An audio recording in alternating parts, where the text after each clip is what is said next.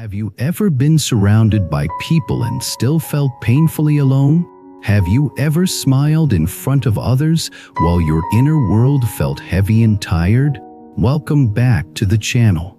Today we are talking about loneliness and that heavy mood people often call depression. And we are approaching it with Buddhist wisdom in a way that stays gentle, grounded, and practical, not as a fake positivity speech, and not as a cold lecture. Two main points will guide everything.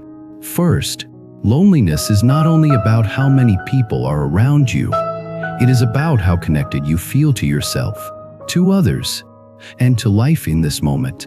Second, Buddhist remedies do not ask you to force happiness. They help you reduce extra suffering, build inner steadiness, and reconnect with compassion and meaning, one small step at a time. Let me tell you a story, because stories help the heart listen without feeling judged. There was someone I will call Hannah. Hannah was not a dramatic person. She did what she had to do: school or work, errands, messages, small responsibilities. From the outside, Hannah looked fine, but inside, she felt like she was living behind glass. She could see life happening, but she did not feel fully inside it. People talked and laughed, and Hannah laughed too, but it felt delayed, like her laughter arrived after the moment had already passed. Hannah did not always feel this way. That is what made it confusing. Some weeks, she felt lighter. Some days she felt okay. Then, without warning, the heaviness returned. It was not always sadness in the crying sense. Sometimes it was emptiness. Sometimes it was numbness. Sometimes it was an ache in the chest that had no clear story. Sometimes it was a tiredness that sleep did not fix. At night, the loneliness got louder. When the day became quiet, Hannah's mind became noisy. It replayed old conversations, old embarrassments, old disappointments. It imagined the future as a long hallway with no warm lights. It whispered that nothing would change. It whispered that she was different from other people in a way that meant she would never truly belong. Hannah did not want attention. In fact, she became skilled at hiding. She answered texts with short words. She avoided deep conversations. She said she was busy. She did not want to be a burden. But the more she hid, the lonelier she felt. And the lonelier she felt, the more she hid. It became a loop. One afternoon, Hannah was walking home and passed a small community center. A poster in the window mentioned a quiet talk on Buddhist wisdom for difficult emotions. Hannah almost kept walking. She was tired of advice. She was tired of people telling her to think positive. She was tired of being told to be grateful. But something in her stopped. Not hope exactly, but curiosity. What if there is a way to carry this that does not make it worse? Hannah went in. The room was simple. No performance, no pressure to share. A teacher, main digit, spoke softly, indirectly. Digit began with a sentence that made Hannah feel seen without being exposed. Many people think their problem is loneliness. Digit said, often the deeper pain is the belief that you are alone inside your own mind, and that your mind is against you. Buddhism begins by changing your relationship with your mind. Then it changes your relationship with life. Hannah felt her throat tighten because she had been fighting her own mind for months. She thought the fight was necessary. She thought if she stopped fighting, she would sink. But the fight was exhausting, and exhaustion made everything darker. After the talk, Hannah stayed behind and asked Digit a simple question. What do I do when I feel lonely and heavy and I cannot find my way back? Digit did not rush. He said, first, I want you to know something important. Feeling lonely or heavy does not mean you are broken. It means you are human in difficult conditions. Second, You do not have to fix your whole life today. You only need to practice one small remedy at a time. In Buddhism, small seeds change the field. Hannah asked, "What remedies?" Ajit said there are many, but the key is to use them like medicine, not like a test. If you treat them like a test, you add pressure. Pressure creates more suffering. Medicine is gentle. Medicine is repeated. Hannah nodded. Ajit continued, "I will share 12 remedies. Do not memorize them. Just listen and notice which one feels like water to you right now." Ajit began with the first remedy. "Name what is here without shame." He said, when loneliness arrives, people often add a second layer. They shame themselves for feeling it. They tell themselves they should be stronger. They should be more social. They should be more normal. That shame becomes a second arrow. Ajit said, "Try a different move. Say quietly inside, loneliness is here. Heaviness is here. Tiredness is here. Do not make it your identity. Do not make it your future. Just name it as the weather of this moment." Hannah tried it that night. The loneliness arrived as usual. She whispered, "Loneliness is here." She expected it to feel worse. Instead, it felt slightly less scary. Naming turned on a small light. It did not remove the darkness, but it made the darkness less mysterious. The second remedy was return to the body. Ajit said loneliness is often accompanied by leaving the body. The mind floats into stories of the past and future. The body becomes a forgotten place. But the body is the doorway back to the present, and the present is the only place connection can be felt. He said, "Feel your feet on the ground. Feel the weight of your body in a chair. Feel the breath moving, not to force calm, but to come home." Hannah tried that too. She placed her feet flattened, felt the pressure. She noticed her shoulders were tight. She softened them a little. She noticed her jaw was clenched. She loosened it. She noticed her breath was shallow. She did not force it. She simply allowed it to be seen. And because it was seen, it's often slightly. The third remedy was distinguish pain from the story about pain. Ajit said, "Loneliness is real, but the mind often adds stories like nobody will ever love me. Nothing will ever change. I will always be like this. Everyone else is fine except me." Those stories create despair. Despair is not the same as loneliness. Despair is loneliness plus a future sentence. Ajit said, when a story arrives, ask one question. What do I know for sure right now? Right now, you know you feel lonely.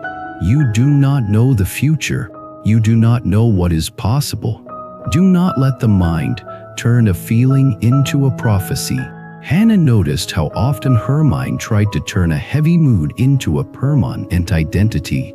She began to practice separating. Feeling is here. Prophecy is not necessary. The fourth remedy was compassion toward yourself. Ajit said many people feel lonely and then attack themselves for it. They speak harshly inside. They say they are weak. They are pathetic. They are too sensitive. That inner cruelty makes loneliness feel unbearable. Ajit offered a simple compassion phrase. This is hard, and I am human. May I be gentle with myself in this moment. Hannah tried the phrase and felt resistance. Part of her believed harshness was the only way to function, but another part felt relief, like a clenched hand slowly opening. The fifth remedy was small acts of care for the body. Ajit said when the mind is heavy, the body often gets neglected. You skip meals. You eat without nourishment. You stop moving. You stay indoors. You stay in the same position for hours. The mind and body are not separate. When the body is neglected, the mind becomes heavier. He said choose one small act of care each day. Drink water. Eat something nourishing. Step outside for a few minutes. Stretch. Take a shower slowly. Make the bed. These are not trivial. They are signals to your nervous system that you are worth caring for. That signal matters. Hannah realized she had been waiting to feel better before caring for herself. Ajit suggested the opposite. Care for yourself first, and your mind may soften later. The sixth remedy was reduce isolation by one tiny step. Ajit said loneliness grows in isolation, but when you are heavy, big social plans can feel impossible, so do not aim for big. Aim for one tiny step that reduces isolation without overwhelming you. Send one honest message to someone safe. Sit in a public place for 10 minutes. Attend a group activity without forcing conversation. Make eye contact with a cashier and say thank you. Small steps create new causes. Causes create new conditions. Hannah tried one tiny step. She texted a friend, not with a dramatic confession, just an honest sentence. I have been feeling a bit heavy lately and I miss talking. The friend replied with warmth. It did not solve everything, but Hannah felt a small thread of connection return. The seventh remedy was service. Ajit said one reason loneliness hurts is because the mind becomes trapped in a small room called me. It loops around your pain. Service opens the room. When you help someone else in a simple way, you remember you are part of a larger life. You remember your actions matter. Service does not mean you ignore your own needs. It means you choose one small helpful act that feels realistic. Hold a door. Help a sibling. Volunteer once. Check on a neighbor. Offer a kind comment online instead of doom scrolling. Hannah chose something small. She helped her grandmother with groceries. It was ordinary, but in the ordinariness, she felt a quiet meaning. She felt useful, and usefulness, often loneliness. The eighth remedy was gratitude without forcing. Ajit warned that gratitude can be used like a weapon. People say, be grateful, as if that erases pain. That is not wisdom. Wisdom is holding pain and gratitude together without pretending. Ajit suggested a gentle practice. At the end of the day, name one thing that did not hurt you, one thing that supported you. A warm drink, a clean shirt, a kind message, a moment of sunlight. Gratitude is not denial. Gratitude is balance. Hannah tried it and found one thing. The sound of rain on the window. It did not fix her mood, but it reminded her that life still had softness in it.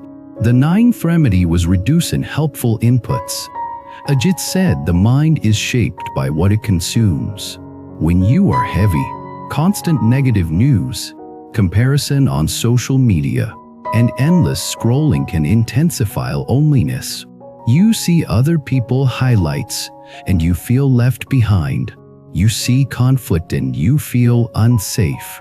Your nervous system stays tense. Ajit suggested a boundary. Reduce one source of noise, not forever, not perfectly, just enough to give the mind space. Replace it with something that calms. A walk, quiet music, a simple book, a short meditation, a clean room. Hannah realized that late night scrolling made her loneliness worse. She tried putting the phone farther away at night. The urge was strong, but she practiced 1 minute of breathing first. Some nights she still scrolled. Some nights she did not. The nights she did not were slightly kinder. The 10th remedy was investigate the loneliness with curiosity. Ajit said loneliness can be a messenger.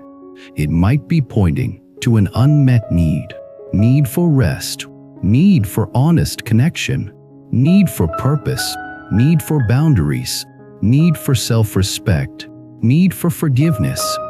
Instead of only saying, I want this feeling to go away, ask, what is this feeling asking for? Not in a dramatic way, in a gentle way. Hannah asked and realized her loneliness was often strongest after she spent time with people while pretending she was fine. She was physically present but emotionally absent. Her loneliness was asking for honesty, not with everyone, but with someone safe. The 11th remedy was practice letting thoughts pass.